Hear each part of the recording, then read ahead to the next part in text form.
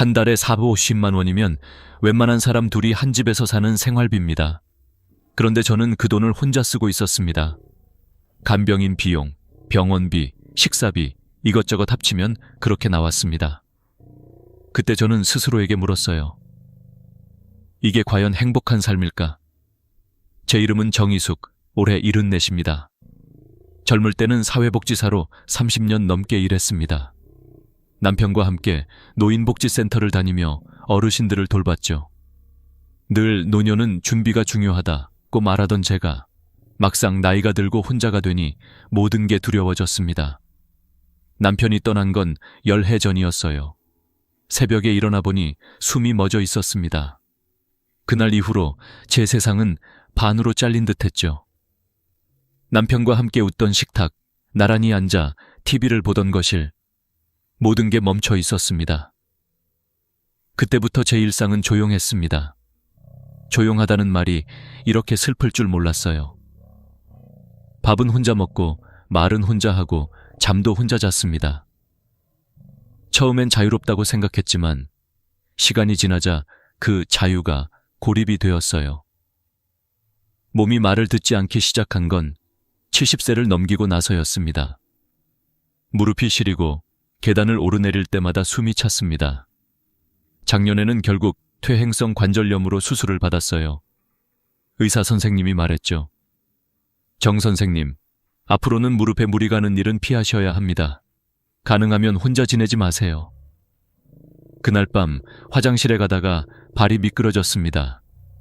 다행히 세면대를 붙잡아 넘어지진 않았지만 그 순간 머릿속이 하얘졌어요. 만약 지금 쓰러졌다면 누가 나를 발견해 줄까? 새벽 2시 그 생각이 머리를 떠나지 않았습니다. 며칠 후 딸 윤정이가 전화를 했어요. 엄마, 이제 요양원 알아보는 게 어때요? 혼자 사시기엔 위험하잖아요. 그 말을 듣는 순간 가슴이 철렁 내려앉았습니다. 요양원. 그 단어가 왜 그렇게 낯설고 서글프게 들렸는지 모르겠어요. 딸은 현실적인 아이였습니다. 효율적이고 똑똑하고 늘 옳은 말을 합니다. 엄마, 요양원엔 간호사도 있고 응급 상황에도 바로 대처할 수 있대요. 안전하잖아요. 맞는 말이었습니다. 하지만 안전이라는 말 뒤에 숨어있는 단어가 들렸어요. 관리. 그건 보호가 아니라 감시일지도 모른다는 생각이 스쳤습니다. 윤정아, 엄마는 아직 요양원 갈 정도는 아닌 것 같아. 제가 그렇게 말하자 딸은 한숨을 쉬었습니다. 엄마, 지금은 괜찮아 보여도 갑자기 나빠질 수도 있잖아요. 미리 준비하는 게 나아요. 그날 밤 침대에 누워 천장을 바라봤습니다. 준비라는 말, 정말 내 노년을 위해 준비하는 걸까? 아니면 누군가에게 편한 노인이 되기 위한 준비일까? 그 후로 며칠 동안 마음이 복잡했습니다. 창문 밖을 보면 가로등 불빛이 고요하게 흔들렸어요. 그 불빛이 마치 저에게 묻는 것 같았습니다. 이렇게 사는 게 괜찮냐고. 다음 날 아침 신문을 펼쳤습니다. 경제면에 요양원 평균 비용 월 350만 원이라는 기사가 실려 있었습니다. 제가 간병인을 고용할 때 썼던 돈은 450만 원. 도대체 노년의 안전이 왜 이렇게 비싼 걸까? 정말 행복을 위해 쓰는 돈일까? 저는 생각했습니다. 이건 뭔가 잘못됐다. 나는 지금 안전을 사는 게 아니라 불안의 값을 치르고 있다. 그날부터 제 일기장에는 이런 문장이 반복되었습니다. 돈으로 살 수 없는 평안함이란 무엇일까? 그리고 그 질문이 제 노년의 방향을 바꾸게 될 줄은 그때는 몰랐습니다. 살아보니 돈이 많다고 외로움이 줄진 않더군요. 간병인이 곁에 있어도, 자식이 전화를 걸어도 그들의 마음은 내 옆에 있지 않습니다. 정말 필요한 건 함께 숨쉬는 온기였습니다. 나는 깨닫기 시작했습니다. 돈으로 사람을 살 수는 있어도 관계를 살 수는 없다는 걸. 돈으로 간병인을 부를 수는 있어도 내 얘기를 들어줄 사람을 부를 수는 없다는 걸요. 그때 저는 제 삶을 처음으로 거울에 비춰봤습니다. 내가 정말 원하는 노년은 뭘까? 요양원의 침대 위 안정감일까? 아니면 조금 불편해도 내 방식대로 살 수 있는 자유일까? 그 질문이 내 안에서 커져갔습니다. 이건 단순히 돈의 문제가 아니었습니다. 존엄의 문제였어요. 나는 끝까지 나답게 살 수 있을까? 이 이야기는 그 질문에서 시작됩니다. 사보 50만 원을 쓰던 여자가 이제는 30만 원으로도 웃을 수 있게 된 이야기. 그리고 그 길에서 제가 깨달은 인생의 진짜 값어치에 대한 이야기입니다. 윤정이가 처음 요양원 이야기를 꺼냈던 날, 저는 아무 말도 하지 못했습니다. 입술을 달싹였지만 목소리가 나오지 않았어요. 마음속에서 이상한 감정이 일었습니다. 서운함, 두려움, 그리고 조금의 분노. 내가 평생 자식을 위해 살아왔는데 이제는 나를 시설에 보내겠다는 건가? 하지만 동시에 이런 생각도 들었습니다. 아니, 윤정이는 나를 걱정하는 거겠지. 그 아이 입장에서는 최선의 방법일지도 몰라. 그 두 감정이 마음속에서 계속 싸웠습니다. 그날 밤은 잠을 거의 이루지 못했어요. 며칠 후 윤정이에게서 다시 전화가 왔습니다. 엄마, 일단 며칠만 우리 집에서 지내보세요. 같이 지내보면 요양원 갈지 말지 더 정확히 판단할 수 있잖아요. 그 말에 결국 가방을 쌌습니다. 작은 캐리어 하나, 그리고 남편의 사진 한 장만 넣었어요. 서울역에 도착했을 때 윤정이는 환하게 웃었습니다. 엄마, 여기에요. 짐은 제가 들게요. 딸의 손이 따뜻했지만 그 온기가 오래가지 않았습니다.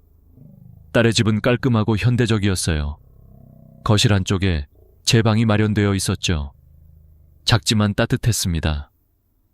그런데 이상하게도 그 안에서 마음이 편치 않았습니다. 이건 내 공간이 아니야. 그런 생각이 자꾸 들었어요. 첫날 저녁 식사 때 모두가 웃으며 밥을 먹었습니다. 사위는 예의 바르고 손주 민준이는 착한 아이였어요. 그런데 식탁에 앉아 있는 동안 제 안에서는 자꾸 미묘한 긴장감이 흘렀습니다. 숟가락 소리가 너무 크지 않을까? 말을 너무 많이 하면 귀찮을까? 사소한 것까지 신경 쓰이기 시작했죠. 이튿날 아침, 윤정이는 출근을 했고 저는 혼자 남았습니다. 아파트는 조용했지만 그 조용함이 낯설었습니다. 냉장고를 열어 점심을 챙기려다 멈췄어요. 이건 딸의 냉장고야. 함부로 손대면 안 되지. 결국 따뜻한 물 한 컵으로 점심을 대신했습니다. 며칠이 지나자 공기 속의 온도가 미묘하게 변했습니다. 저녁 식사 후 윤정이가 말했습니다. 엄마, 민준이가 시험 기간이라서요. TV는 조금만 작게 틀어주시면 좋겠어요. 그 말에 고개를 끄덕였지만 마음 한켠이 시렸습니다. 그날 이후 저는 TV를 아예 켜지 않았어요. 시간이 흐를수록 저는 점점 집안의 손님이 되어갔습니다. 화장실에 가는 소리, 물 내리는 소리조차 신경 쓰이기 시작했어요. 밤이 되면 조용히 이불을 덮으며 생각했습니다. 내가 정말 여기에 있어도 될까? 그러던 어느 날, 복도에서 윤정이 부부의 대화가 들렸습니다. 당신, 요양원 얘기는 언제 꺼낼 거야? 조금만 더 기다려봐. 엄마 상처받을 수도 있잖아. 그 말을 듣는 순간 심장이 내려앉았습니다. 그들은 날 위해서라지만 결국 나를 부담으로 여기고 있었어요. 그날 밤 저는 결심했습니다. 윤정아, 엄마 전주로 내려갈게. 왜요? 뭐가 불편하셨어요? 아니야, 그냥 내 집이 좋아. 내 방식이 편해. 윤정이는 당황했지만 저는 미소를 지으며 말했습니다. 괜찮아. 너희도 불편했을 거야. 이제 엄마는 괜찮아. KTX를 타고 전주로 돌아오는 길, 창밖 풍경이 빠르게 지나갔습니다. 논밭과 산, 그리고 점점 멀어지는 서울의 빌딩들. 그 모든 게 나에게 이렇게 말하는 것 같았어요. 이제는 네 길을 가도 돼. 집에 도착해 문을 열었을 때 그 익숙한 냄새가 코끝을 스쳤습니다. 햇살이 거실 바닥에 비쳐 있었고 창가의 화분들이 나를 맞아줬습니다. 그 순간 나는 다시 나로 돌아왔다는 걸 느꼈어요. 하지만 현실은 여전히 냉정했습니다. 이제 나는 다시 혼자였습니다. 윤정이의 말이 머릿속을 맴돌았어요. 엄마, 혼자 계시는 건 위험해요. 그 말은 맞았습니다. 하지만 다시 누군가에게 의지하며 살고 싶진 않았어요. 그래서 생각했습니다. 내가 스스로 지킬 수 있는 방법은 없을까? 그 질문이 이후 내 인생을 완전히 바꾸는 출발점이 되었습니다. 서울에서 돌아온 첫 주는 이상하리만큼 고요했습니다. 전주의 집은 변한 게 없었지만 내 마음은 달라져 있었습니다. 식탁 위에 남편의 사진이 여전히 그 자리에 있었고 창가의 화분도 그대로였어요. 그런데 모든 것이 조금씩 낯설게 느껴졌습니다. 어쩌면 나는 이 집을 떠나 있었다기보다 삶의 중심을 잃고 있었는지도 몰랐습니다. 며칠 후 윤정이가 다시 전화를 했습니다. 엄마, 혼자 계시는 게 정말 위험해요. 간병인이라도 두세요. 제가 알아봐 드릴게요. 그 말이 들릴 때마다 마음 한켠이 저릿했습니다.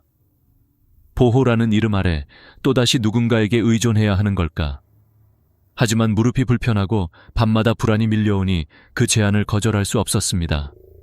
결국 간병인을 쓰기로 했습니다. 한 달에 450만 원. 처음 한 달만 해보세요. 엄마가 불편하시면 바꿔드릴게요. 윤정이는 그렇게 말했죠. 첫 번째 간병인은 박 씨라는 여성이었습니다. 처음에는 정말 친절했습니다. 선생님, 약 드실 시간이에요. 오늘은 뭐 드시고 싶으세요? 그녀의 손길이 따뜻해서 안심이 됐습니다. 하지만 일주일쯤 지나자 분위기가 달라졌습니다. 할머니, 다른 집에서는 고기도 자주 해드렸는데 식비를 조금만 더 올리시면 제가 더 신경 써드릴게요. 그 말에서 진심보다는 계산이 느껴졌습니다. 며칠 후엔 이런 말도 했습니다. 할머니, 너무 검소하시네요. 저도 사람인데요. 이렇게까지 아끼시면 제가 밥하는 맛이 없어요. 그날 밤 저는 TV를 끄고 조용히 눈을 감았습니다. 내가 이 돈을 내면서도 왜 이렇게 눈치를 봐야 하지? 결국 2주 만에 간병인을 바꿨습니다. 이번엔 김 씨라는 분이었는데 처음엔 조용하고 성실했지만 금세 다른 문제가 생겼습니다. 선생님, 하루 종일 집에만 있으니까 너무 답답해요. 같이 산책 좀 해요. 무릎이 아직 완전히 회복되지 않았다고 말해도 소용이 없었습니다. 결국 그녀는 몇 주 후 이 일은 저랑 안 맞아요.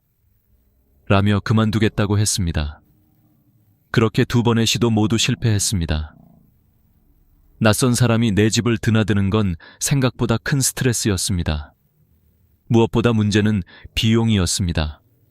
통장을 확인할 때마다 잔고가 줄어드는 걸 보며 한숨이 나왔습니다.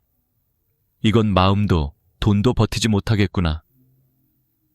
간병인을 그만둔 다음 날 윤정이에게 전화를 했습니다. 윤정아, 나 그냥 혼자 있을게. 간병인 없이도 괜찮아. 엄마, 정말요? 그러다 또 넘어지면 어떡해요? 이번엔 요양원이라도?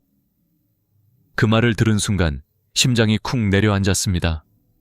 결국 또 요양원이구나. 결국 딸의 성화에 못 이겨 요양원을 체험해보기로 했습니다. 일주일만. 그렇게 스스로를 설득했죠. 요양원은 생각보다 깔끔했습니다.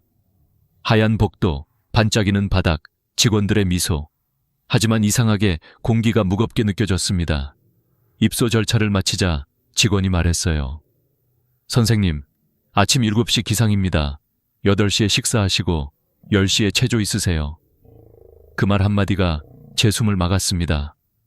이제부터 내 하루가 누군가의 시간표에 맞춰지는구나. 내 방은 4인실이었습니다. 옆 침대엔 80대 중반의 할머니가 누워 계셨고 반대편엔 치매가 있는 분이 있었습니다. 첫날 밤 누군가의 코 고는 소리와 신음소리에 잠을 설쳤습니다. 새벽 2시 조용히 일어나 창밖을 봤습니다. 어둠 속의 요양원은 이상할 만큼 정리되어 있었습니다. 그 안에 내가 있었다는 사실이 오히려 더 외로웠어요. 다음날 체조 시간이 되자 직원이 문을 열며 말했습니다. 선생님, 체조하러 나오셔야죠. 몸이 아파도 기분이 내키지 않아도 모두 나가야 했습니다. 나는 억지로 미소를 지으며 따라갔습니다. 그 순간 문득 이런 생각이 들었어요. 이곳에서는 내가 나일 수 없구나. 식당으로 가는 복도에서 한 할머니가 중얼거렸습니다. 여긴 내가 죽을 때까지 있을 곳이래. 그 말이 제 가슴을 찔렀습니다. 그날 밤 나는 결심했습니다. 나는 여기에 있을 수 없어. 3일째 되는 날 가방을 쌌습니다. 직원들이 놀란 얼굴로 물었습니다. 선생님, 아직 기간이 안 끝났는데요? 괜찮아요. 저는 집에 가야 해요. 택시 창문 너머로 요양원이 멀어지는데 가슴이 벅차올랐습니다. 눈물이 흘렀어요. 슬퍼서가 아니라 다시 내 삶을 되찾은 듯한 기분이었거든요. 그날 밤 집에 돌아와 거울을 봤습니다.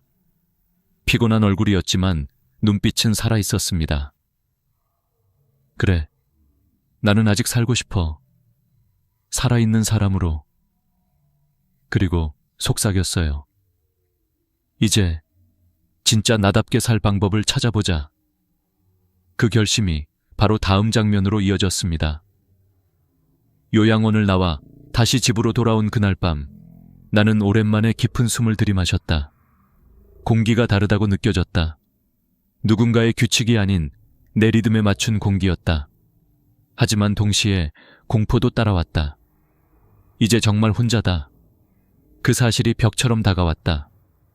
불 꺼진 거실에 앉아 생각했다. 이제 어떻게 살아야 하지? 간병인도 요양원도 자식의 집도 모두 실패했다. 남은 선택지는 나 혼자뿐이었다. 그러나 단지 혼자 산다는 게 아니라 혼자 살아남는 법을 찾아야 했다. 그날 밤 나는 메모장을 꺼내 썼다. 1. 안전하게 살 것. 2. 외롭지 않게 살 것. 3. 경제적으로 유지할 것. 그 세 줄이 내 새로운 삶의 설계도가 되었다. 먼저 안전이었다. 집안 구석구석을 점검했다. 미끄러운 화장실 바닥, 어두운 복도, 높은 찬장. 모두 내게는 위험이었다. 그래서 스마트 낙상 감지 센서를 설치했다. 넘어지면 자동으로 딸에게 알림이 가는 시스템이었다. 처음엔 허무했다. 내가 이제 기계에게 생명을 맡기나. 하지만 며칠이 지나자 안심이 됐다. 다음은 생활. 스마트 스피커를 설치했다. 불 꺼줘. TV 켜줘. 오늘 날씨 어때? 음성으로 대답이 돌아올 때마다 신기했다. 세상이 이렇게 변했구나 싶었다.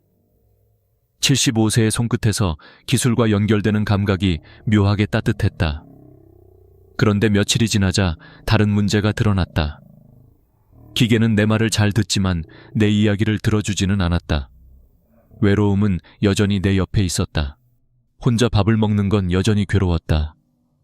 국물 소리조차 공허했다. 그때 우연히 아파트 엘리베이터 앞에서 같은 층에 사는 윤순자 씨를 만났다. 나보다 2살 많았다. 어머, 정 선생님. 요즘 혼자 계시죠? 네, 그냥 버텨요. 그 말에 순자 씨가 웃었다. 우리도 다 그래요. 밥 먹을 때가 제일 싫죠? 그 말 한마디에 마음이 풀렸다. 그날 이후 우리는 하루에 한 번씩 마주치면 짧은 인사를 건넸다. 오늘 날씨 좋네요. 무릎은 좀 어때요? 그렇게 단순한 대화가 이상하게 큰 위로가 됐다. 일주일쯤 지나 순자 씨가 제안을 했다. 우리 아파트에 혼자 사는 사람들 많아요. 다들 외롭다는데 한번 모여볼래요? 그 말이 내 귀에 들어왔을 때 무언가 가슴이 뛰었다. 그래, 함께라면 다를 수도 있지 않을까? 그렇게 5명이 모였다. 60대 후반에서 70대 중반까지의 여자 5명. 각자 사연은 달랐지만 공통점이 있었다. 다들 혼자였다. 처음엔 어색했다. 누군가는 말을 아꼈고 누군가는 자기 얘기를 쏟아냈다.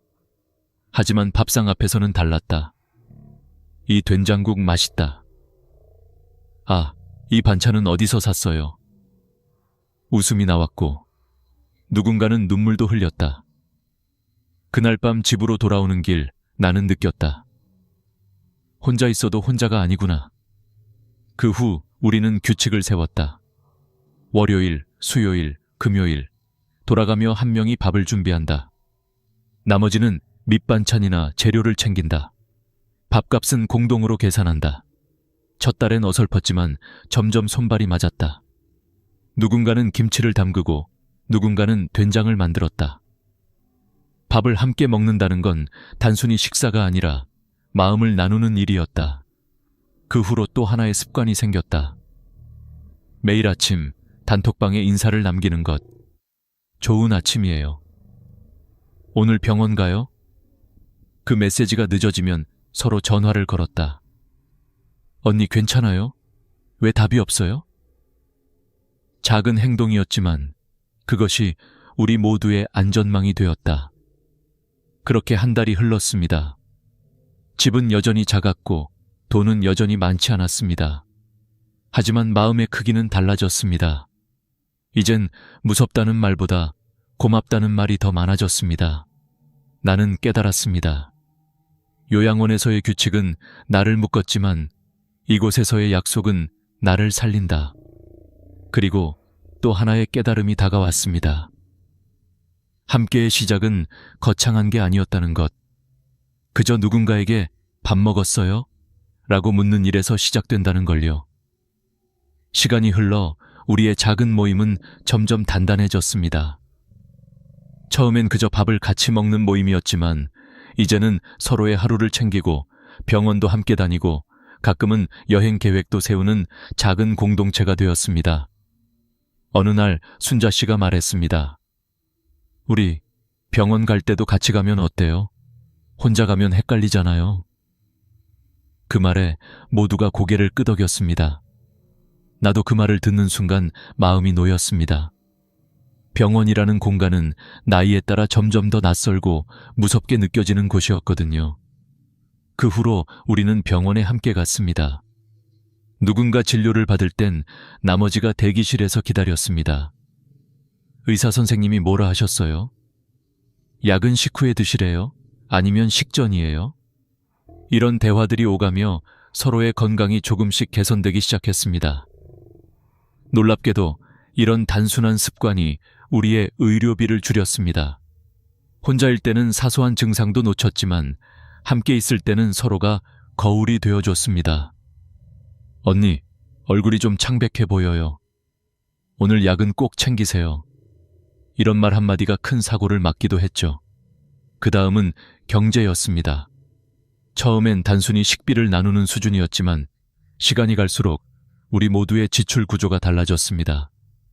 혼자 살 땐 식비만 40만 원에서 50만 원이 들었는데 공동 식사로 줄이니 20만 원도 안 되었습니다. 전기세, 수도세도 절반으로 줄었습니다. 나는 그걸 보며 깨달았습니다. 함께 사는 건 단지 외로움을 나누는 게 아니라 삶의 부담을 나누는 거구나. 그러던 어느 날 미정 씨가 조심스럽게 말을 꺼냈습니다.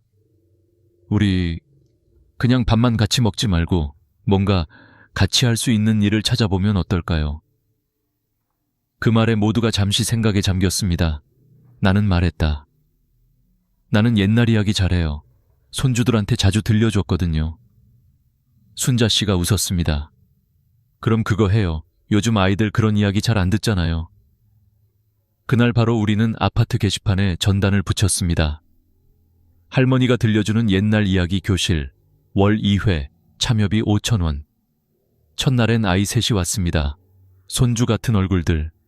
나는 긴장된 목소리로 옛날 옛적에 라고 시작했습니다.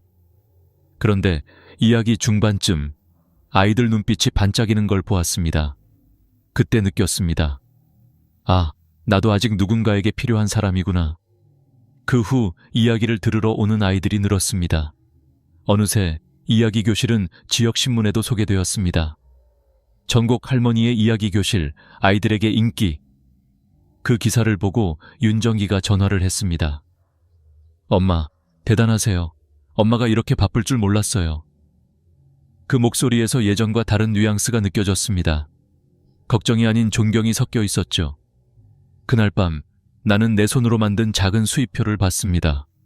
이야기 교실 월 20만 원, 공동식 생활비 절약 30만 원, 유튜브 광고 수입 15만 원, 총합 65만 원. 그 숫자는 내 인생의 새로운 자부심이었습니다. 유튜브 이야기를 하자면 그것도 우연히 시작된 일이었습니다. 손녀가 내 일상을 찍어 올려보자고 했습니다. 할머니, 그냥 찍어요. 요즘 사람들은 이런 영상 좋아해요. 처음엔 카메라 앞이 어색했습니다. 안녕하세요. 저는 정옥입니다. 오늘은 혼자 밥을 안 먹는 법을 이야기해 볼게요. 그렇게 첫 영상을 올렸습니다. 조회수는 100회를 넘기지 못했지만 댓글 한 줄이 달렸습니다. 저도 혼자 사는데 할머니 이야기 들으니 힘이 나요. 그 한 줄에 눈물이 났습니다. 누군가의 마음을 움직였다는 게 이렇게 큰 힘이 될 줄 몰랐습니다. 3개월이 지나자 구독자가 1000명이 넘었습니다. 광고 수익은 많지 않았지만 매달 10만 원에서 15만 원 정도가 들어왔습니다. 그보다 더 중요한 건 할머니, 영상 잘 봤어요. 덕분에 용기 냈어요. 이런 말들이었습니다. 나는 느꼈습니다. 이제 누군가의 짐이 아니라 누군가의 힘이 되고 있다는 걸요. 시간이 흐를수록 우리의 모임은 단순한 공동체가 아니라 작은 사회가 되었습니다. 누군가는 김치를 담그고, 누군가는 뜨개질을 하고, 누군가는 스마트폰을 가르쳤습니다. 우리는 서로의 부족함을 채워주며 각자의 재능으로 살아갔습니다. 그때 알았습니다. 나이 든다는 건 잃는 것이 아니라 다르게 사는 법을 배우는 것이라는 걸요. 이제 나는 매일 아침 거울을 보며 스스로에게 말합니다. 오늘도 괜찮아, 정호가. 너는 충분히 잘하고 있어. 이제 우리의 삶은 완전히 달라졌습니다. 매일 아침 휴대전화 단톡방엔 인사로 하루가 시작됩니다. 좋은 아침이에요. 오늘 날씨가 참 좋아요. 무릎 괜찮아요? 이 몇 줄의 문자로 우리는 서로의 안부를 확인하고 하루를 엽니다. 누군가 답이 없으면 즉시 전화가 옵니다. 언니, 괜찮아요? 왜 연락이 없어요? 단 한 통의 전화가 우리 삶을 지켜주는 생명의 끈이 되었습니다. 점심엔 누군가의 집으로 모입니다. 누군가는 된장찌개를, 누군가는 김치전을 부칩니다. 이거 너무 맛있다. 내일은 내가 해볼게요. 그 웃음소리와 밥 냄새가 집안을 가득 채웁니다. 혼자일 때는 조용했던 부엌이 이제는 살아있는 듯합니다. 그리고 오후엔 각자의 작은 일들이 기다리고 있습니다. 나는 이야기 교실을 열고 순자 씨는 바느질 강좌를 합니다.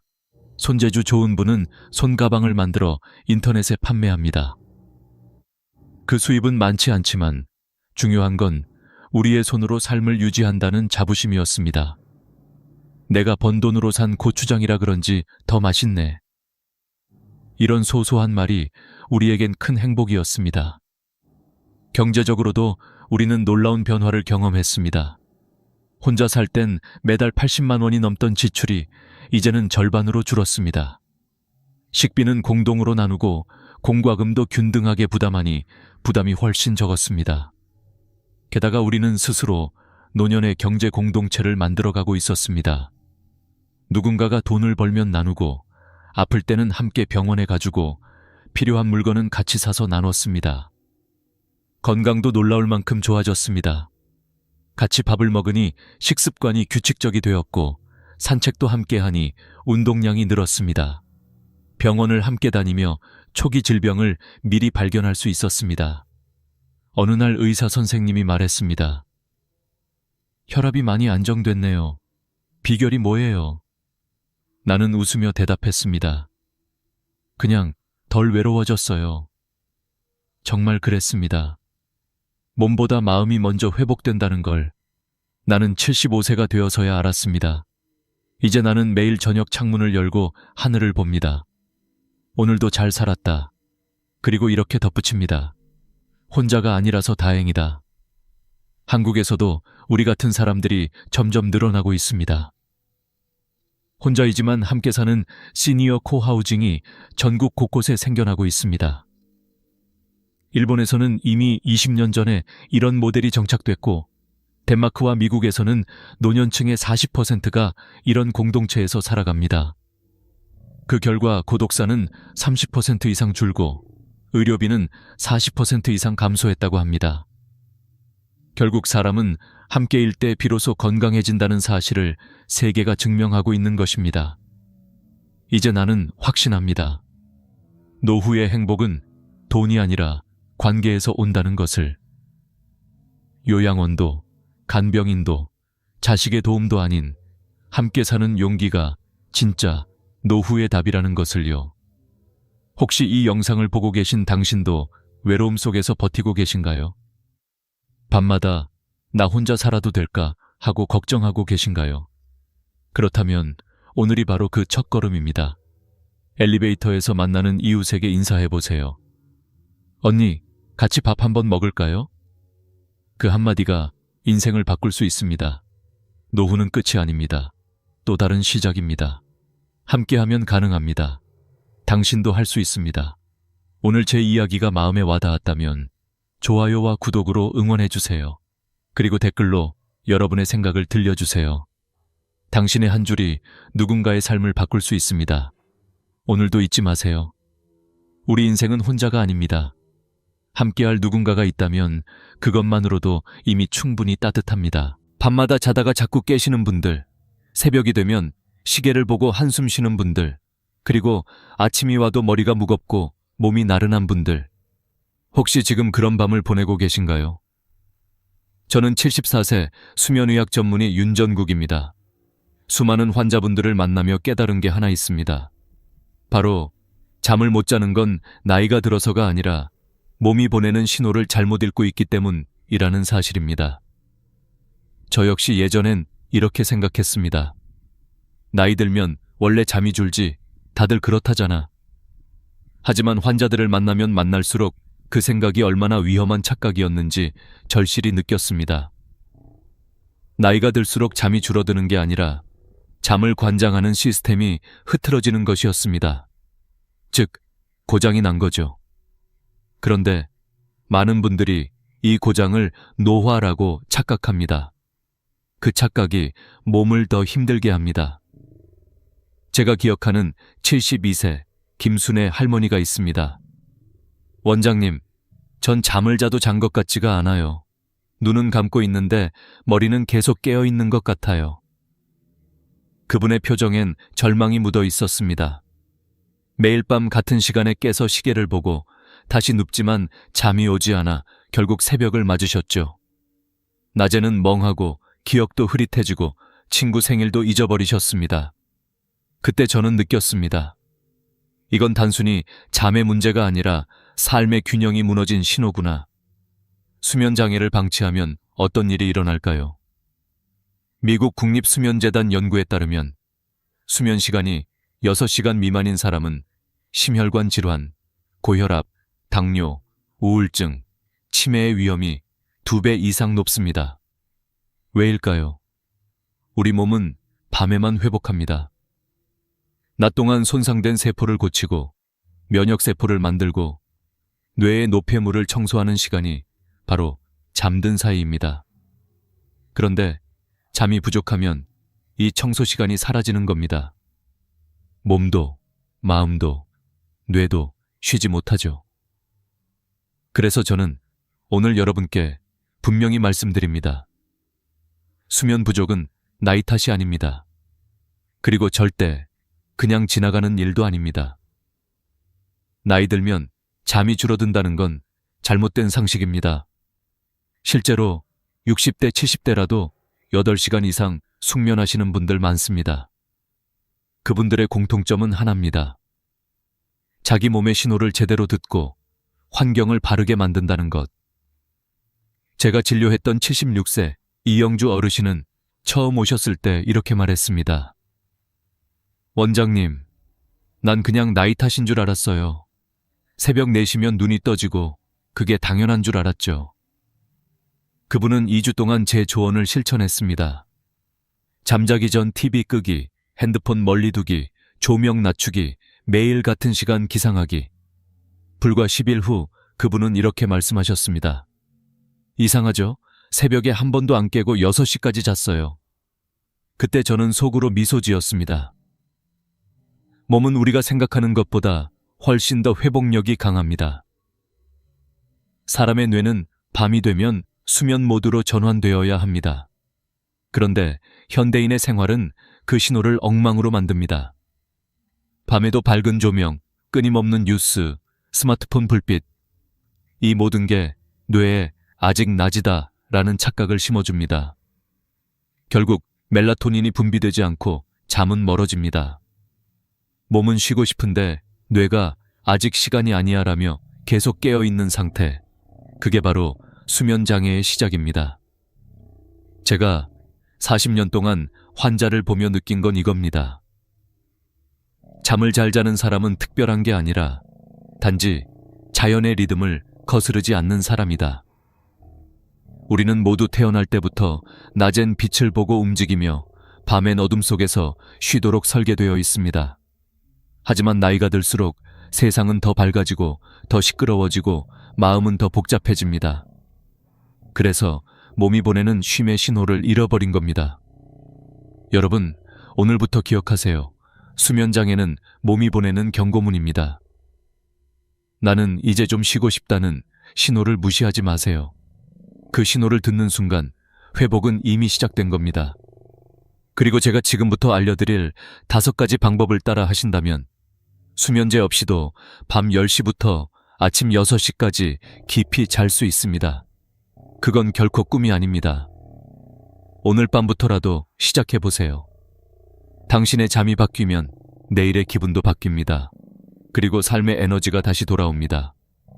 그럼 이제 우리 몸속에서 잠을 부르는 스위치가 어떻게 꺼졌는지 그 비밀을 하나씩 풀어보겠습니다. 잠이란 건 사실 굉장히 정직한 친구입니다. 몸이 쉬어야 할 때 스스로 찾아오죠. 그런데 어느 순간부터 그 친구가 오질 않습니다. 문을 열어줘도 들어오지 않고 불을 꺼도 나타나지 않습니다. 이유는 단 하나, 잠을 부르는 스위치가 고장났기 때문입니다. 그 스위치의 이름이 바로 멜라토닌입니다. 멜라토닌은 뇌 속 송과선이라는 작은 기관에서 만들어지는 수면 호르몬입니다. 해가 지면 서서히 분비되기 시작해서 밤이 깊을수록 농도가 높아지고 새벽이 되면 줄어듭니다. 그래서 우리는 어두워지면 졸음이 오고 아침이 밝으면 눈이 떠지는 겁니다. 문제는 나이가 들수록 이 멜라토닌의 분비가 급격히 줄어든다는 데 있습니다. 젊을 때는 밤 10시만 돼도 스르르 눈이 감겼지만 60대 이후부터는 이 호르몬이 절반 이하로 떨어집니다. 신호등이 켜져야 잠이 드는데 그 불빛이 희미해진 셈이죠. 그리고 요즘엔 그 희미한 불빛마저 우리 스스로 꺼버립니다. 스마트폰, TV, 형광등 같은 인공 조명이 그 주범입니다. 우리 눈에는 망막이라는 빛을 감지하는 기관이 있습니다. 이 망막은 단순히 사물을 보는 역할뿐 아니라 빛을 통해 뇌에게 지금 낮이야 혹은 밤이야 라는 메시지를 보냅니다. 그런데 문제는 스마트폰이나 TV에서 나오는 파란빛, 블루라이트, 이 태양빛과 거의 비슷한 성질을 가지고 있다는 겁니다. 즉, 밤 10시에 드라마를 보거나 스마트폰을 보면 우리 뇌는 착각합니다. 아직 낮인가 보네. 멜라토닌 나올 필요 없어. 그 순간 수면의 스위치는 꺼져버립니다. 제가 진료했던 70세 김정순 할머니는 늘 이렇게 말씀하셨습니다. 원장님, 나는 잠이 안 와서 그냥 TV보다 졸리면 자요. 그분의 패턴을 살펴보니 밤 12시부터 새벽 2시 사이에야 겨우 잠이 들고 아침 6시면 눈이 떠졌습니다. 그래서 제가 말씀드렸죠. 할머니, 그건 잠이 아니라 피로에 의한 실신이에요. 몸은 자고 싶지만 뇌는 아직 깨어 있어서 억지로 꺼지는 겁니다. 이 말에 할머니는 한동안 조용히 앉아 계셨습니다. 그리고 나지막이 물으셨죠. 그럼 나는 이제 평생 이렇게 살아야 하나요? 저는 단호하게 말씀드렸습니다. 아니요, 할머니. 몸은 생각보다 훨씬 회복력이 강합니다. 단지 환경을 바꾸면 됩니다. 그날 이후 할머니는 자기 전 1시간 동안 TV를 끄고 스마트폰을 다른 방에 두기 시작했습니다. 그리고 조명을 노란 스탠드 조명으로 바꾸셨죠. 일주일 만에 전화가 왔습니다. 원장님, 이상하게 10시 반만 되면 눈이 저절로 감겨요. 그분의 목소리는 오랜만에 들뜬 아이 같았습니다. 멜라토닌은 그렇게 정직하게 반응합니다. 빛이 줄어들면 다시 나옵니다. 조용한 어둠 속에 몸을 두면 몸은 알아서 수면 모드로 전환됩니다. 이건 나이와 상관이 없습니다. 멜라토닌은 다시 불릴 수 있습니다. 그렇다면 어떻게 해야 멜라토닌이 다시 잘 나올까요? 비결은 간단합니다. 1. 밤엔 빛을 줄이고 아침엔 햇빛을 보라. 밤에는 조명을 낮추고 휴대폰 불빛을 피하세요. 대신 아침엔 커튼을 열고 햇살을 맞으세요. 낮에 빛이 강하면 강할수록 밤엔 멜라토닌이 잘 나옵니다. 2. 몸의 리듬을 일정하게 유지하라. 멜라토닌은 시간의 규칙을 좋아합니다. 매일 같은 시간에 자고 같은 시간에 일어나야 합니다. 그래야 뇌가 이 시간엔 자야 해 라고 기억합니다. 3. 식사와 카페인을 조절하라. 커피, 녹차, 초콜릿, 심지어 콜라도 카페인이 들어 있습니다. 오후 2시 이후엔 절대 피하세요. 그리고 저녁은 가볍게 잠들기 3시간 전에 마무리하세요. 이 3가지만 지켜도 멜라토닌은 다시 춤을 춥니다. 몸은 언제나 회복의 기회를 기다리고 있습니다. 그 기회를 주는 건 바로 여러분 자신입니다. 여러분, 잠은 약으로 사는 게 아닙니다. 몸의 리듬을 되찾으면 그 자체가 최고의 수면제입니다. 오늘 밤 불을 조금만 더 어둡게 하고 화면을 끄고 조용히 눈을 감아보세요. 그때 멜라토닌이 속삭일 겁니다. 이제 괜찮아요. 푹 쉬세요. 그리고 내일 아침 아마 이런 말이 절로 나올 겁니다. 아, 오늘은 진짜 잘 잤다. 이제 여러분께 정말 중요한 이야기를 드리겠습니다. 잠을 못 자는 진짜 이유는 단순히 멜라토닌이 부족해서만이 아닙니다. 그보다 더 깊은 원인이 있습니다. 바로 몸속 시계가 고장났기 때문입니다. 우리는 눈으로 시계를 보지 않아도 지금 낮인지 밤인지를 스스로 압니다. 이걸 가능하게 해주는 것이 바로 생체 시계, 즉 바이오리듬입니다. 이 시계는 우리 몸의 모든 장기와 세포가 하루 24시간을 기준으로 일정한 리듬을 유지하도록 도와줍니다. 아침엔 혈압을 올려 하루를 시작하게 만들고 저녁엔 천을 낮춰 잠을 유도하죠. 그런데 나이가 들면 이 시계의 바늘이 조금씩 틀어집니다. 낮과 밤의 구분이 흐려지고 몸이 지금은 깨어 있어야 하는지 자야 하는지를 헷갈려하기 시작합니다. 72세 이영주 어르신의 이야기를 해볼까요? 이분은 늘 새벽 3시나 4시에 눈이 떠졌습니다. 원장님, 아무리 늦게 자도 꼭 그 시간에 깨요. 마치 알람이 울린 것처럼요. 그분은 자신이 새벽형 인간이 된 줄 알았습니다. 하지만 진짜 이유는 생체 시계가 새벽 4시로 고정돼 있었기 때문입니다. 몸이 스스로 잘못된 시간에 맞춰져 버린 거죠. 이런 현상은 스트레스나 생활 리듬의 변화로 쉽게 생깁니다. 예를 들어, 젊었을 때는 매일 일정한 시간에 출근하고 퇴근했지만 은퇴 후엔 일정이 사라집니다. 아침에 늦게 일어나고 낮에 잠깐 자고 밤엔 TV를 보며 시간을 보내죠. 결국 몸은 혼란에 빠집니다. 지금이 낮인가 밤인가. 그 결과 멜라토닌이 제대로 분비되지 않고 밤에도 각성 상태가 됩니다. 게다가 여기에 스트레스가 더해지면 문제는 훨씬 심각해집니다. 걱정이 많은 밤, 생각이 꼬리에 꼬리를 물며 이어질 때 몸은 이미 피곤한데 뇌는 오히려 활발해집니다. 수면은 내려가는 과정인데 스트레스는 뇌를 계속 켜는 신호입니다. 저는 종종 이렇게 설명합니다. 잠은 엘리베이터처럼 천천히 내려가는 겁니다. 그런데 스트레스는 그 엘리베이터 버튼을 계속 누르는 거예요. 결국 밑으로 내려가지 못하고 위층에서 멈춰버리는 겁니다. 70대 정영호 어르신은 아내를 먼저 떠나보내고 난 후 그날 이후로 한 번도 편히 잠든 적이 없다고 했습니다. 이상하게 누워도 잠이 안 와요. 눈만 감으면 생각이 밀려옵니다. 저는 어르신께 이렇게 말씀드렸습니다. 그건 잠이 오지 않는 게 아니라 마음이 아직 깨어 있는 겁니다. 사람의 마음은 불안하면 뇌에게 위험하다는 신호를 보냅니다. 그 신호가 끊기지 않으면 뇌는 결코 수면 모드로 들어가지 못합니다. 그럼 어떻게 해야 할까요? 첫째, 마음의 긴장을 내려놓는 연습이 필요합니다. 잠자기 전 10분만이라도 조용히 앉아 숨을 천천히 들이마시고 내쉬는 겁니다. 후 하는 한숨이 아니라 코로 4초 동안 들이쉬고 입으로 6초 동안 천천히 내쉬는 것. 이 단순한 호흡만으로도 부교감 신경이 활성화되면서 뇌가 이제 쉬자고 인식합니다. 둘째, 감정의 배출구를 만들어야 합니다. 걱정이나 두려움을 마음속에만 담아두면 그게 밤에 커집니다. 그래서 저는 환자들에게 걱정 노트를 권합니다. 잠들기 전 그날 떠오르는 생각을 짧게 적는 겁니다.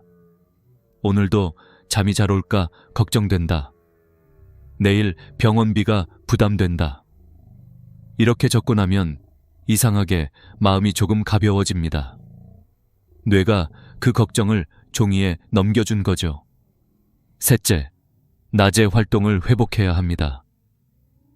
많은 어르신들이 이젠 몸을 쓰기 싫다고 말씀하십니다. 하지만 움직이지 않으면 밤에 피곤함이 쌓이지 않습니다. 몸이 쓸 일이 없는데 굳이 잠들 이유도 없는 거죠.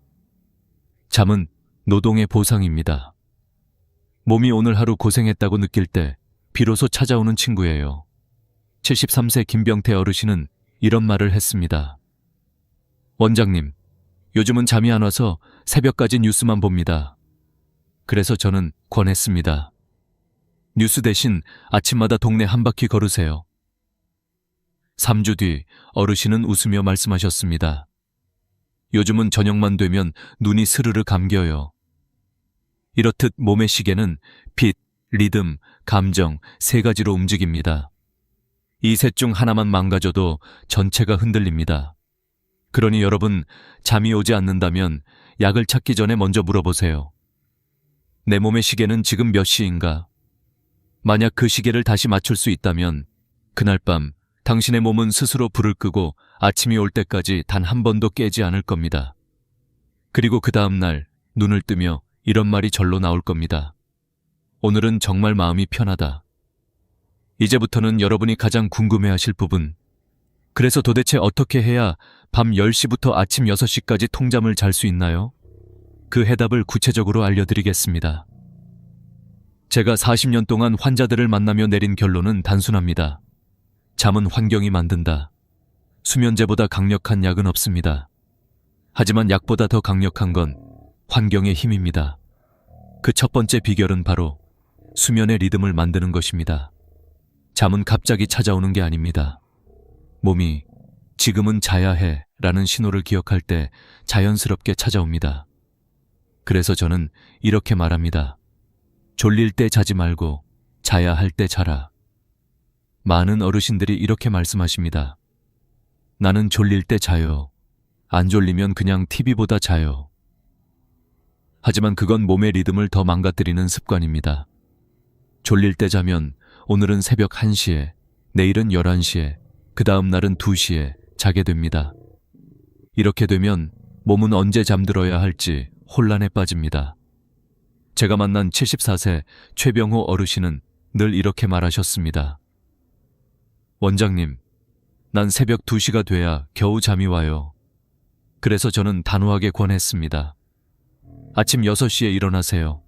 그리고 아무리 졸려도 낮엔 누워있지 마세요. 처음 며칠은 너무 피곤했다고 하셨죠.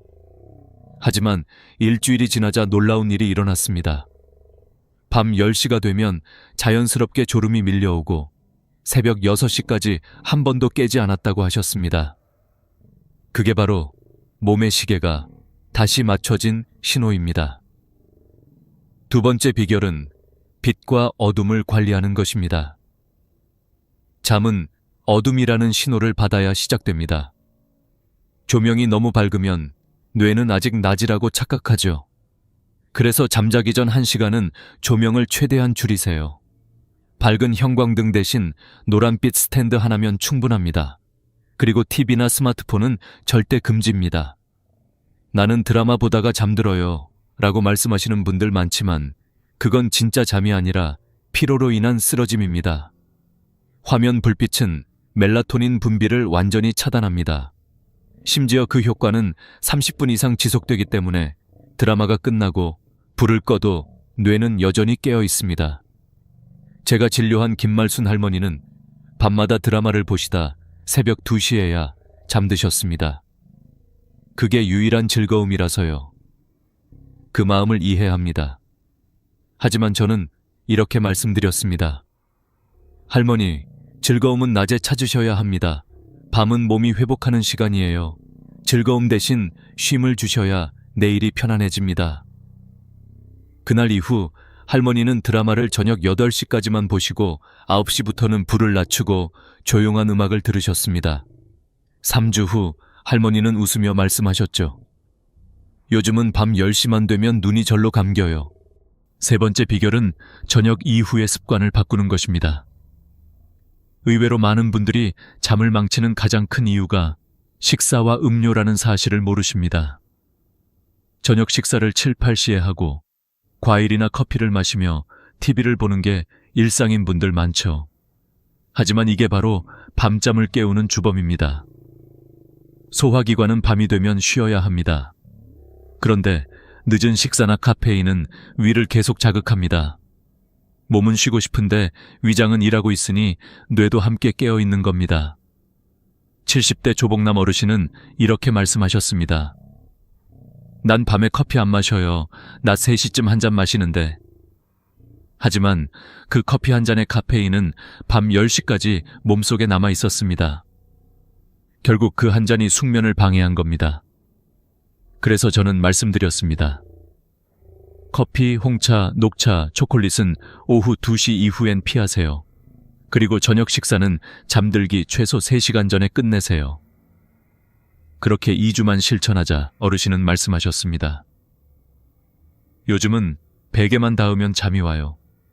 커피 하나 줄였을 뿐인데 세상이 달라졌어요.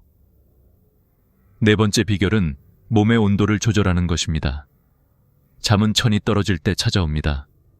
그래서 손과 발이 따뜻해야 합니다. 잠들기 전 따뜻한 물에 손발을 담그거나 따뜻한 수건으로 닦아주면 혈액순환이 좋아지고 몸 중심의 열이 서서히 빠져나가면서 깊은 잠이 옵니다. 제가 기억하는 68세 김성자 할머니는 이렇게 하셨습니다. 매일 밤 족욕을 10분만 하고 다리를 살살 주무르셨죠. 그 결과 평생 먹던 수면제를 끊었습니다. 이게 이렇게 쉬운 일이었나요? 그분의 눈빛엔 오랜 고통에서 벗어난 안도감이 가득했습니다. 마지막으로 잠들기 전에 조용한 의식을 만들어 보세요. 책 한 장, 조용한 음악, 혹은 하루의 감사를 기록하는 노트. 이런 작은 의식이 뇌에게 이제 쉴 시간이야 라는 신호를 줍니다. 그 신호가 멜라토닌을 깨웁니다. 이 5가지 비결은 절대 어렵지 않습니다. 약도, 돈도, 기계도 필요 없습니다. 그저 시간과 의지만 있으면 됩니다. 오늘 밤 불을 조금 낮추고 조용히 숨을 내쉬어 보세요. 당신의 몸은 이미 알고 있습니다. 이제 잠들 시간이야. 그때 진짜 잠이 옵니다. 지금까지 잠의 리듬과 환경, 그리고 생활 습관에 대해 이야기했죠. 이제 마지막 단계입니다. 오늘 밤부터 바로 실행할 수 있는 실전 수면 루틴을 알려드리겠습니다. 약도, 기계도, 병원도 필요 없습니다. 단지 하루의 순서를 조금 바꾸는 것만으로 충분합니다. 먼저 아침의 시작이 가장 중요합니다. 잠은 밤에만 만들어지는 게 아닙니다. 아침부터 이미 오늘 밤의 잠을 준비하고 있는 겁니다. 햇빛은 우리 몸의 생체 시계를 다시 맞춰주는 강력한 신호입니다. 눈으로 빛을 보면 뇌는 지금은 낮이다 라고 인식하고 그 순간부터 정확히 14시간 뒤 멜라토닌이 분비되기 시작합니다. 즉, 아침 7시에 햇빛을 보면 밤 10시에 졸음이 찾아오는 시스템이 작동하는 거죠. 그래서 저는 환자들에게 항상 이렇게 말합니다. 아침엔 약보다 햇빛을 먼저 드세요. 창문을 열고 햇살을 10분만 쬐세요. 밖에 나가 베란다에 앉아 계셔도 좋고 간단히 산책하셔도 좋습니다. 햇빛은 무료지만 그 효과는 수면제보다 훨씬 강력합니다. 그리고 낮 동안엔 몸을 조금이라도 움직이세요. 몸이 오늘 수고했다는 느낌을 받아야 밤에 깊이 잠듭니다. 가벼운 산책, 계단 오르기, 마당 쓸기, 손주와 함께 놀기. 이 모든 게 최고의 수면 준비 운동입니다. 움직이지 않으면 몸은 피곤하지 않습니다. 피곤하지 않으면 잠들 이유가 없죠. 하지만 한 가지 주의할 점이 있습니다. 오후 6시 이후엔 무리한 운동은 피하세요. 격한 활동은 몸의 천을 높이고 뇌를 각성시켜 오히려 잠을 방해합니다. 운동은 아침이나 오후 3시 이전이 가장 좋습니다. 그때의 햇빛과 움직임이 멜라토닌 분비를 촉진하기 때문이죠. 다음으로 낮잠 관리입니다. 낮잠은 좋습니다. 하지만 적당히 자야 합니다. 2030분 이내라면 뇌의 피로를 풀어주지만 1시간 이상 자면 밤잠이 사라집니다. 낮잠이 길면 몸은 이미 회복했다고 착각하죠. 그래서 밤에는 졸리지 않습니다. 제가 진료한 76세 박성희 할머니는 매일 오후 4시에 낮잠을 2시간씩 주무셨습니다. 원장님, 밤에 잠이 안 와요. 당연했습니다. 그래서 저는 이렇게 말씀드렸습니다. 할머니, 낮잠은 30분만 자세요. 그 대신 낮잠 전엔 커튼을 열고 햇빛을 보세요. 빛을 보면 몸은 아직 낮이야라고 인식해서 생체 리듬이 무너지지 않습니다. 그 조언을 지키신 뒤 할머니는 놀라운 변화를 경험하셨습니다. 밤 10시 전에 스르르 잠들고 새벽까지 깨지 않았죠. 이제 잠자기 전 1시간, 이것이 결정적인 시간입니다. 저는 이 시간을 몸을 눕히기 전 마음을 눕히는 시간이라고 부릅니다. 이때 해야 할 일은 단 3가지입니다. 첫째, 조명을 낮추세요. 밝은 불빛은 뇌를 자극합니다. 따뜻한 노란빛의 조명을 하나만 켜두세요. 그게 이제 밤이야 라는 신호가 됩니다.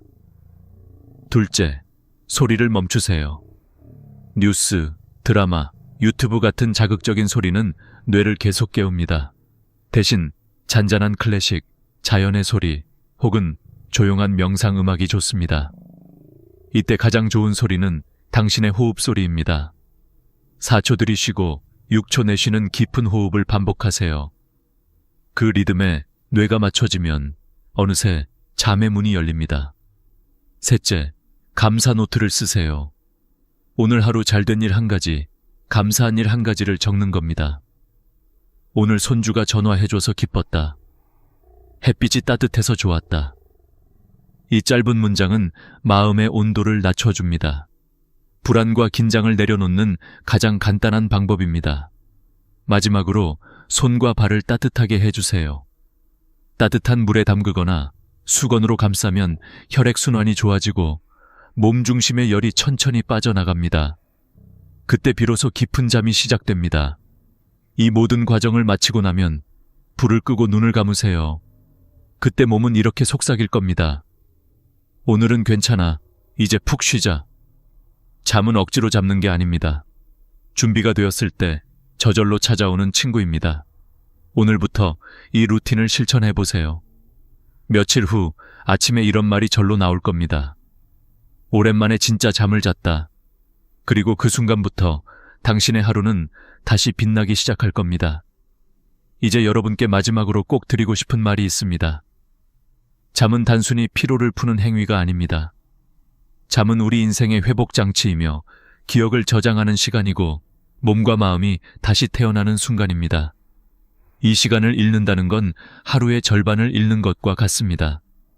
저는 수많은 환자들을 만나며 이런 말을 자주 들었습니다. 원장님, 이 나이에 잠 좀 못 자는 게 뭐 그리 큰일입니까? 하지만 저는 단호히 말합니다. 잠을 잃는 순간 인생의 질도 함께 무너집니다. 한 번은 78세 정동철 어르신이 제게 찾아오셨습니다. 평생 새벽 4시에 일어나 시장에 나가시던 분이었죠. 이젠 일도 안 하는데도 그 시간이면 눈이 떠져요. 밤새 뒤척이다가 새벽엔 포기합니다. 그분의 눈은 피곤함으로 붉게 물들어 있었습니다. 제가 권해드린 건 약이 아니었습니다. 아침 햇빛, 규칙적인 산책, 저녁 식사 시간 조절, 그리고 잠들기 전 조용한 루틴, 그 단순한 4가지였습니다. 3주 후 그분은 다시 병원에 오셨습니다. 원장님, 덕분에 이제는 새벽 4시가 아니라 6시에 일어납니다. 그리고 아침 공기가 이렇게 상쾌한 줄 몰랐어요.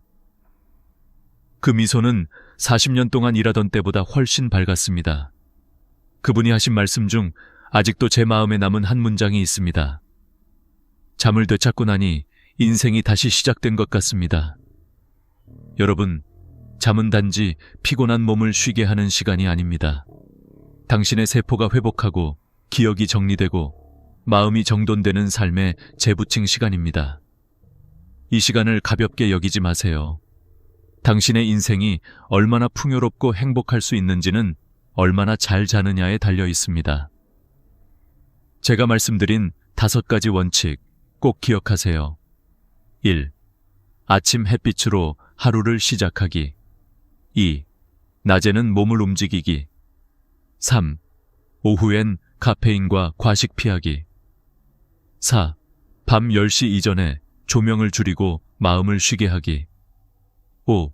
매일 같은 시간에 자고 같은 시간에 일어나기.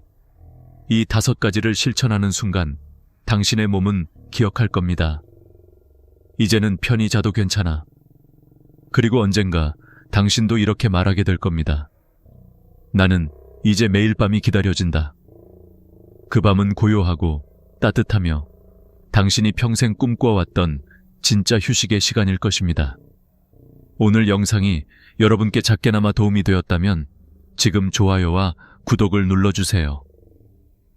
여러분의 그 한 번의 클릭이 더 많은 어르신들이 이 정보를 알고 편안한 밤을 되찾는데 큰 힘이 됩니다. 그리고 오늘 밤 이 영상을 보신 당신에게 제가 꼭 드리고 싶은 한마디. 오늘은 걱정 내려놓고 그냥 편히 주무세요. 당신의 몸은 이미 충분히 수고하셨습니다. 여러분 모두 편안한 밤 되세요. 그리고 내일 아침 이렇게 속삭이길 바랍니다. 오늘은 참 잘 잤다. 은행에서 현금을 찾으러 갈 때마다 왠지 모르게 마음이 불편했던 적 있으신가요? 창구 앞에 서서 돈을 인출하면서 이거 괜찮을까? 국세청에서 이상하게 보는 건 아닐까? 하고 괜히 신경이 쓰이셨던 적 말입니다. 사실 이건 누구나 겪는 자연스러운 감정이에요. 저도 오랜 세무 현장에서 수많은 어르신들을 만나 뵙다 보면 대부분이 이런 불안을 마음속에 품고 계셨습니다.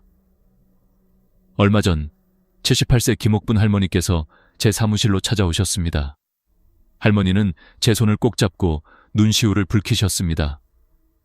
세무사님, 평생 아끼고 모은 돈인데 은행에서 몇백만 원만 찾아도 죄를 짓는 것 같아요. 국세청에서 다 보고 있는 것 같아서요. 자식들한테 피해 갈까봐 잠도 안 옵니다. 그 말씀을 들었을 때 저는 참 가슴이 먹먹했습니다. 김 할머니만의 이야기가 아니었기 때문입니다. 저는 수십 년간 상담하면서 똑같은 고민을 들어왔습니다. 병원비를 내기 위해, 손주들 용돈을 챙겨주기 위해, 혹은 생활비를 마련하기 위해 현금을 인출하려는데도 괜히 찜찜해서 한참을 망설이시는 분들. 이거 누가 보고 있는 건 아닐까? 괜히 자식들한테 피해 주는 건 아닐까? 이런 생각이 머리를 맴돌면서 마음이 편치 않다고들 하셨습니다. 그런데 여러분, 이 불안감은 결코 여러분만의 문제가 아닙니다. 지금 이 순간에도 전국의 수많은 어르신들이 똑같은 걱정을 하고 계십니다. 심지어 어떤 분은 현금을 찾는 대신 굳이 카드를 쓰거나 꼭 필요한 돈도 통장에서 꺼내지 못하고 그냥 놔두는 경우도 많아요. 괜히 움직였다가 문제 생기면 어쩌지? 그 생각 하나 때문에 자신이 땀 흘려 번 돈을 제대로 쓰지 못하는 겁니다. 사실 이 불안감의 뿌리는 정보 부족에서 시작됩니다. 국세청이 우리 통장을 전부 들여다보고 있다는 오해, 그리고 현금을 조금이라도 인출하면 바로 조사받는다는 잘못된 소문들.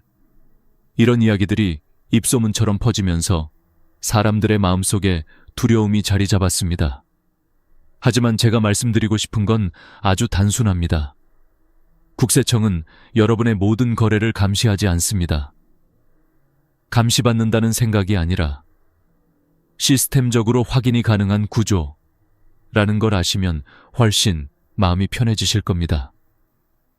제가 만난 또 다른 분, 82세 이광자 어르신은 이런 말씀을 하셨습니다. 세무사님, 현금을 찾을 때마다 은행 직원이 저를 의심하는 눈빛으로 보는 것 같아요. 하지만 그건 단지 어르신의 마음속 불안이 만든 착각이었습니다. 은행 직원도 법에 따라 정해진 절차를 지킬 뿐 누구 한 사람을 특별히 감시하는 건 아닙니다. 다만 일정한 금액을 초과하면 자동 보고되는 시스템이 있을 뿐이에요. 그건 범죄자만이 아니라 모든 국민에게 공통으로 적용되는 안전장치입니다. 이처럼 오해가 쌓여서 불안이 커진 거예요. 그래서 저는 이 영상을 통해 그 불안을 풀어드리고 싶었습니다.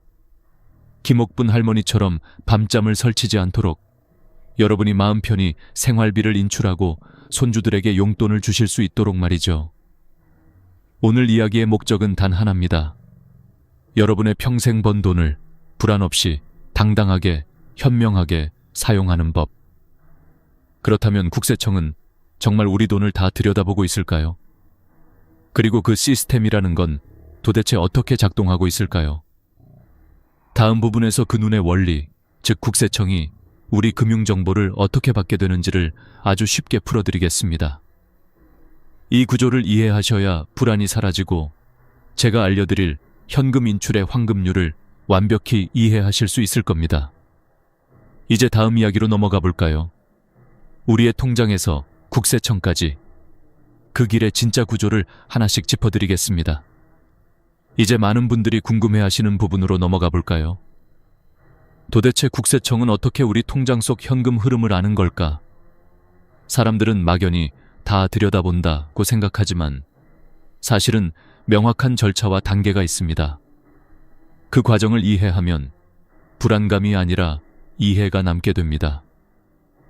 먼저 여러분이 은행에서 돈을 입금하거나 인출할 때 그 정보는 바로 은행의 전산망에 기록됩니다. 이 데이터는 그냥 사라지지 않습니다. 일정 조건을 만족하면 금융정보분석원 FIU로 자동 전달됩니다. FIU는 말 그대로 금융거래를 분석하는 국가기관이에요. 마치 모든 강물이 큰 바다로 흘러가기 전에 지류를 거치는 것처럼 여러분의 금융정보도 FIU를 거쳐 국세청으로 흘러갑니다. 이 과정을 이해하려면 두 단계를 기억하시면 됩니다. 첫 번째 단계는 은행이 보고하는 단계, 두 번째는 FIU가 국세청에 제공하는 단계입니다. 은행은 하루 동안 한 사람의 이름으로 한 은행에서 1천만 원이 넘는 현금 입금이나 출금이 발생하면 자동으로 그 정보를 FIU에 보냅니다. 이게 바로 고액 현금 거래 보고제도, 즉 고액 거래는 자동으로 찍힌다는 시스템이에요. 은행 직원이 몰래 숨길 수도 없고 고객이 그냥 조용히 해주세요 라고 부탁해도 불가능합니다. 전산 시스템이 알아서 기록하고 보고하기 때문입니다. 이 과정을 조금 더 구체적으로 설명드릴게요. 예를 들어 같은 날 신한은행에서 900만 원을 인출하고 우리은행에서 또 900만 원을 인출했다고 가정해 봅시다. 총 1,800만 원을 인출했으니 당연히 보고될 것 같죠.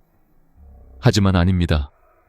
이 제도는 은행별로 따로 계산하기 때문에 각 은행에서 1천만 원을 넘지 않으면 자동 보고 대상이 되지 않습니다. 이 작은 원리를 알고 있으면 나중에 제가 알려드릴 현금 인출의 첫 번째 황금률을 훨씬 잘 이해하실 수 있습니다. 또 한 가지 주의해야 할 점이 있습니다. 입금과 출금은 합산하지 않습니다. 같은 날, 같은 은행에서 900만 원을 입금하고 900만 원을 출금해도 각각 따로 계산됩니다. 즉, 입출금 합계 1,800만 원이 아니라 입금 900만 원, 출금 900만 원으로 나누어 보는 겁니다. 따라서 보고되지 않습니다. 이쯤 되면 그럼 ATM에서 조금 뽑고 창구에서 또 뽑으면 괜찮겠네? 라고 생각하실 수도 있죠. 하지만 그건 아닙니다. ATM이든 창구든 한 은행에서 하루 총 인출액이 1천만 원을 넘으면 자동 보고됩니다. 즉, 방법이 다르더라도 결과는 같다는 거죠. 그리고 중요한 포인트 하나 더 있습니다. 이 보고 제도는 현금으로 직접 주고받을 때만 해당됩니다. 계좌이체나 수표 거래는 별도의 기록이 남기 때문에 FIU 보고 대상이 아닙니다. 예를 들어 1천만 원짜리 수표를 뽑아도 그것을 바로 현금으로 바꾸지 않는 이상 자동 보고되지 않습니다. 하지만 나중에 그 수표를 현금으로 교환하면 그때는 보고가 됩니다. 왜냐하면 현금 거래가 그 순간 발생하기 때문이죠. 이쯤에서 많은 분들이 고개를 끄덕이십니다. 아, 그래서 은행 직원이 이유를 묻는 거구나. 맞습니다. 은행 직원들은 단순히 호기심이 아니라 법적 의무 때문에 물어보는 겁니다. 만약 보고해야 할 거래를 놓치거나 일부러 숨기면 직원 자신이 처벌받습니다. 은행 전체가 제재를 받을 수도 있죠. 그래서 그들은 고객을 의심하려는 게 아니라 자신의 책임을 지키기 위해 신중하게 일하는 것입니다. 이제 여러분의 거래 정보가 FIU에 전달되면 FIU는 그 정보를 분석하고 필요한 기관에 제공합니다. 대표적으로 경찰청, 검찰, 국세청이 있습니다. 이 기관들은 FIU에서 제공받은 데이터를 통해 불법 자금이나 세금 탈루 가능성을 조사합니다. 특히 국세청은 매년 수만 건의 세무조사에서 이 정보를 활용하고 있습니다. 최근 5년 동안 FIU 정보를 이용해 추징한 세금이 10조 원을 넘는다는 통계도 있죠. 이 모든 사실을 알면 우리는 두 가지를 깨닫게 됩니다. 하나는 국세청은 모든 사람을 감시하는 게 아니라 비정상적인 흐름을 찾는 것이다. 둘째는 우리가 법의 구조를 이해하면 불필요한 오해를 피할 수 있다. 이제 불안해할 필요가 없습니다. 이 시스템은 여러분을 괴롭히기 위한 것이 아니라 사회 전체의 투명성을 위한 장치입니다. 다음 부분에서는 이 제도들이 어떻게 우리의 일상생활 속에서 의심거래로 연결되는지를 알려드리겠습니다.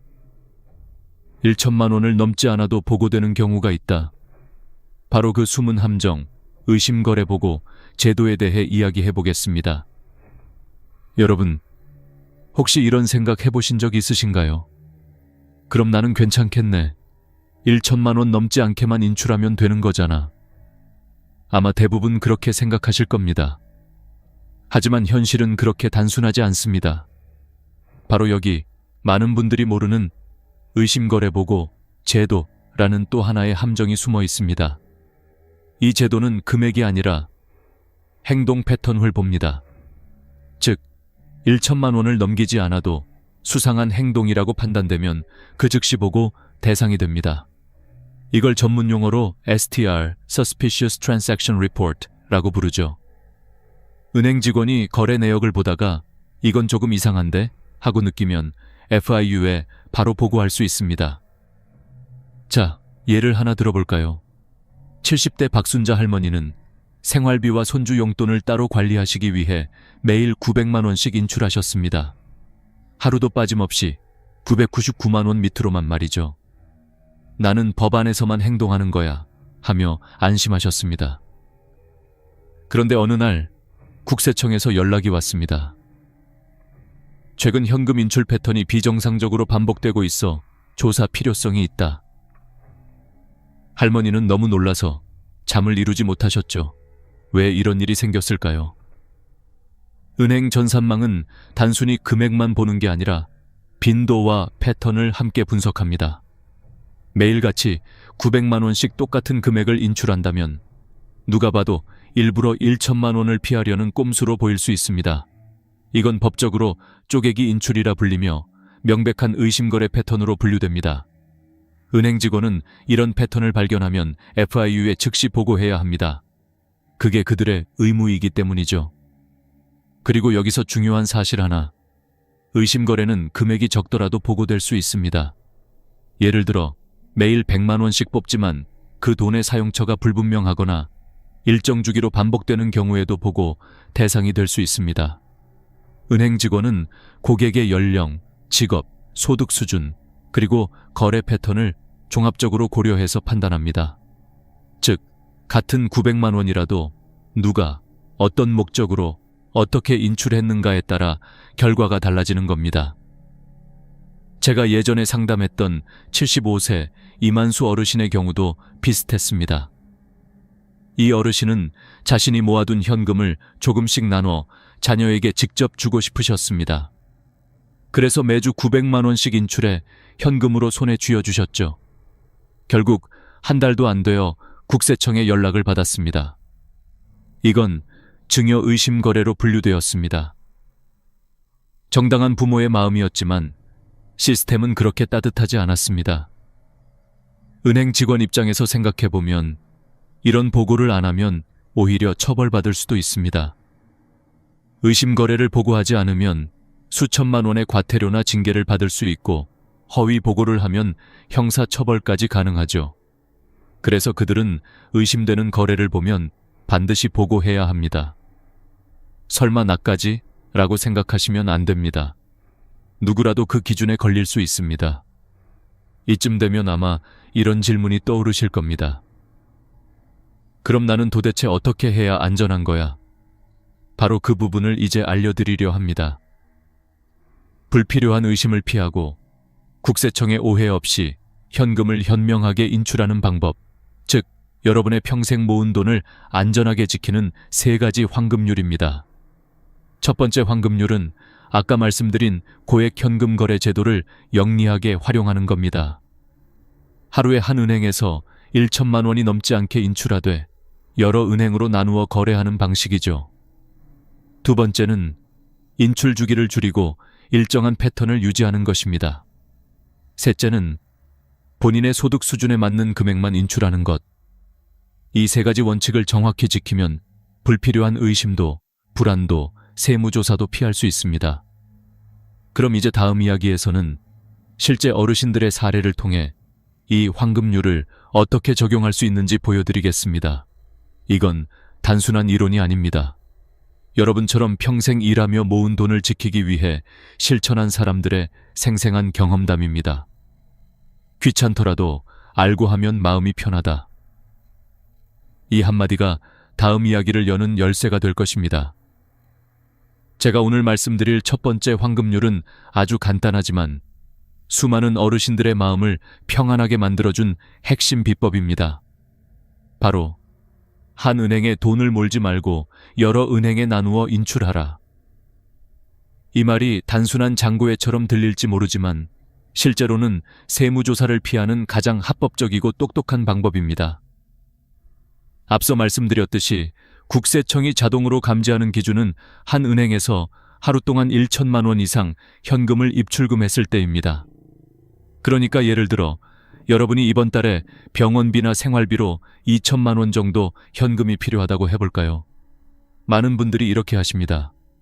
내가 거래하는 주거래 은행 하나 있으니까 그냥 한 번에 2천만 원 찾자. 그 순간 여러분의 거래 내역은 FIU의 고액 현금 거래 보고 시스템에 바로 포착됩니다. 단 1분도 걸리지 않습니다. 하지만 제가 수십 명의 어르신들과 함께 실천해 본 결과 이 과정을 아주 단순하게 바꾸는 것만으로도 상황은 완전히 달라졌습니다. 어떻게 하냐고요? 예를 들어 2천만 원이 필요하면 이렇게 하시면 됩니다. 하나은행에서 900만 원, 우리은행에서 900만 원, 그리고 농협에서 200만 원. 이렇게 3군데로 나누어 인출하는 겁니다. 이 경우 각 은행에서의 인출액은 모두 1천만 원 미만이므로 FIU의 자동 보고 대상이 되지 않습니다. 물론 나이도 있는데 은행 3군데를 어떻게 다녀요? 라고 하시는 분도 계십니다. 맞아요. 불편할 수 있습니다. 하지만 한번 생각해 보세요. 국세청의 서류 요청을 받고 은행 거래 내역을 소명하고 세무서를 몇 번이나 들락날락하는 그 스트레스에 비하면 이 정도의 수고는 오히려 가장 값싼 보험입니다. 제가 상담했던 76세 박금자 어르신의 사례를 말씀드릴게요. 할머니는 매달 자녀들에게 생활비를 1천만 원 이상 현금으로 주셨습니다. 그냥 자식 도와주는 건데 무슨 문제가 있겠어요? 라고 하셨죠. 하지만 몇 달 뒤 국세청에서 전화가 왔습니다. 현금 인출 내역이 비정상적으로 반복되고 있습니다. 사용처를 소명해 주세요. 그때의 충격은 이루 말할 수 없었습니다. 할머니는 억울하셨죠. 평생 정직하게 모은 돈인데 마치 죄인처럼 느껴졌다고요. 제가 조용히 말씀드렸습니다. 할머니, 앞으로는 여러 은행에 나눠서 인출해 보세요. 한 곳에서 1천만 원을 넘기지 않게만 하시면 됩니다. 할머니는 처음엔 고개를 저으셨습니다. 세무사님, 다리도 아프고 은행 세 군데를 어떻게 돌아다녀요? 하지만 결국 시도하셨습니다. 세무서에서 서류 달라는 전화가 끊기고 나니까 마음이 얼마나 편한지 몰라요. 이제 은행 가는 게 운동이라고 생각해요. 그 후로 할머니는 매달 분산 인출을 꾸준히 실천하셨고 더 이상 국세청에 연락은 오지 않았습니다. 여러분, 중요한 건 한 번의 편함이 평생의 불안으로 돌아올 수 있다는 사실입니다. FIU에 보고된 정보는 단순히 기록으로만 남는 게 아닙니다.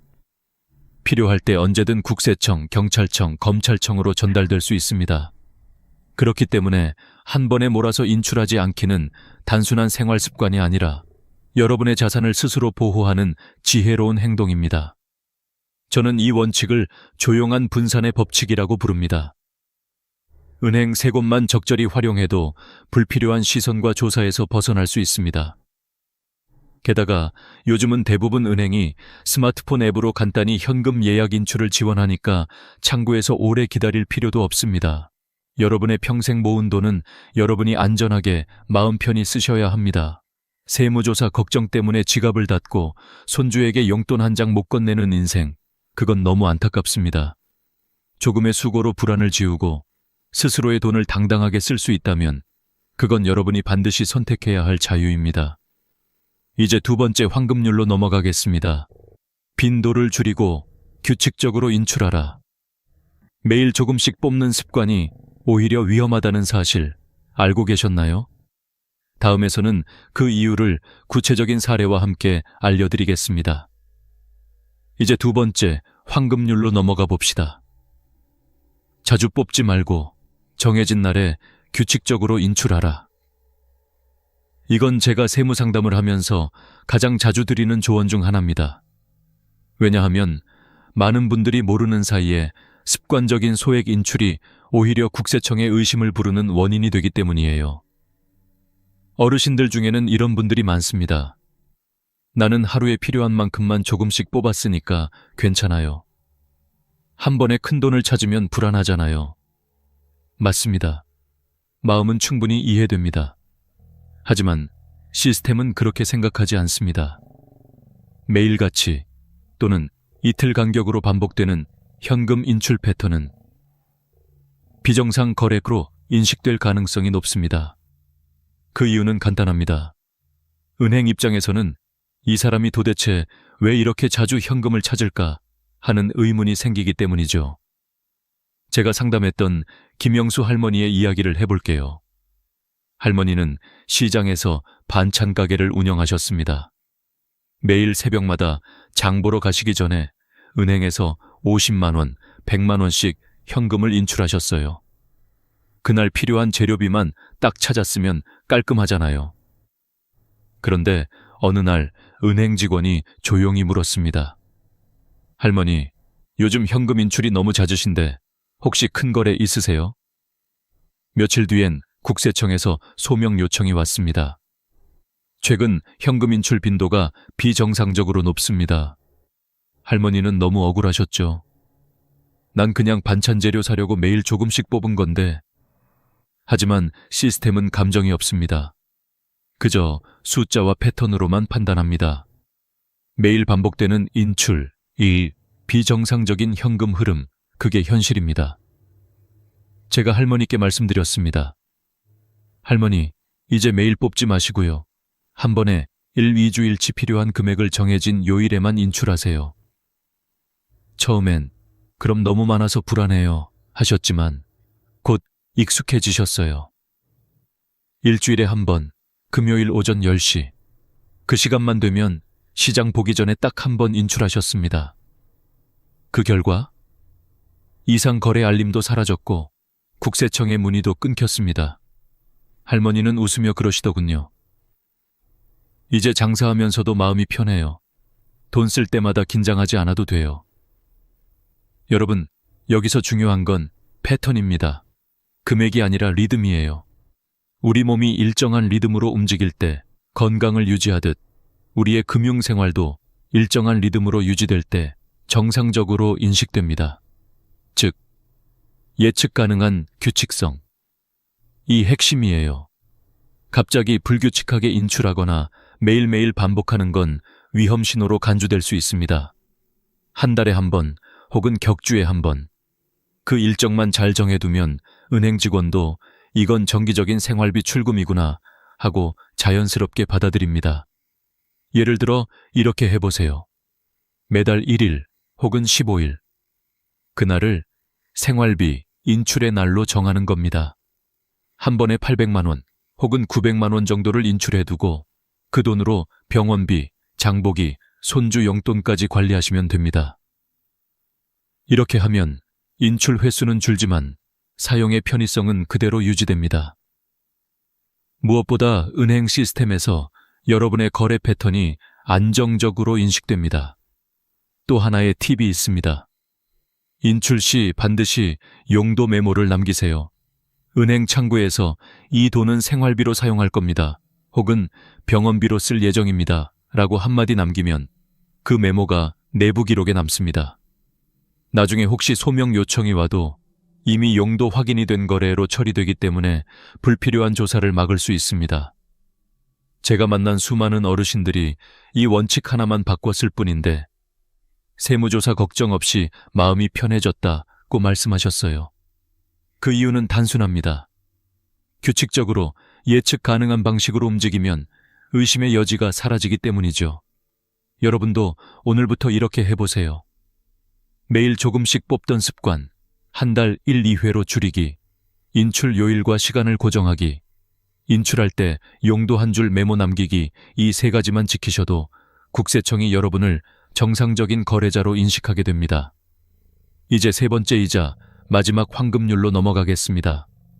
내 소득 수준과 자산 규모에 맞는 금액만 인출하라. 이 부분은 많은 분들이 놓치지만 가장 치명적인 실수의 원인이 됩니다. 다음 이야기에서는 실제로 국세청의 의심을 산 사례와 함께 그 이유를 구체적으로 말씀드리겠습니다.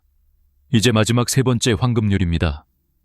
앞에 두 가지가 얼마나와 어떻게 자주의 문제였다면 이번에는 누가 얼마를 인출하느냐의 문제입니다. 바로 내 소득 수준과 자산 규모에 맞는 금액만 인출하라. 이건 정말 많은 분들이 간과하고 계신 핵심 포인트입니다. 국세청이나 은행은 단순히 금액만 보지 않습니다. 그 돈이 그 사람의 경제 수준에서 합리적인가를 함께 봅니다. 예를 들어 볼까요? 매달 연금 100만 원을 받는 분이 한 달에 900만 원씩 현금을 인출한다면 아무리 합법적인 돈이라 해도 은행 직원 입장에선 이렇게 생각할 겁니다. 아니, 이분은 어디서 이렇게 많은 현금이 나오지? 그 순간 그 거래는 소득 대비 과도한 현금 흐름구로 분류되고 FIU의 의심 거래로 보고될 수 있습니다. 제가 상담했던 이만수 할아버지의 사례가 바로 그런 경우였어요. 할아버지는 몇 년 전 살던 아파트를 팔고 일부 매매 대금을 현금으로 받아두셨습니다. 그 돈을 자녀들에게 나눠주기 위해 매달 500만 1천만 원씩 현금을 인출하셨죠. 그런데 몇 달 뒤 국세청에서 연락이 왔습니다. 고액 현금 인출이 반복되고 있으며 자금 출처를 소명하라. 할아버지는 너무 억울해 하셨습니다. 내가 평생 벌어 모은 돈인데 왜 조사까지 받아야 해? 이건 불법이 아니었지만 패턴상 비정상으로 보였기 때문이죠. 결국 저는 할아버지께 말씀드렸습니다. 이런 경우에는 계좌이체를 통한 자금 이동이 가장 안전합니다. 그리고 증여세 신고를 정식으로 진행해 드렸습니다. 그 결과 할아버지는 조사 대상에서 벗어났고 이제는 떳떳하게 자식들 도와줄 수 있어요 하며 환하게 웃으셨죠. 여러분, 여기서 배워야 할 교훈은 간단합니다. 소득 대비 합리적인 금액만 현금으로 인출하세요. 예를 들어 매달 연금 200만 원을 받으신다면 100만 예폐 50만 원 정도 현금 인출은 자연스럽습니다. 하지만 매달 700만 원, 900만 원씩 현금을 뽑는다면 그건 불필요한 의심을 살 수 있습니다. 또한 고액 현금이 꼭 필요하다면 출처 증빙을 반드시 준비해 두세요.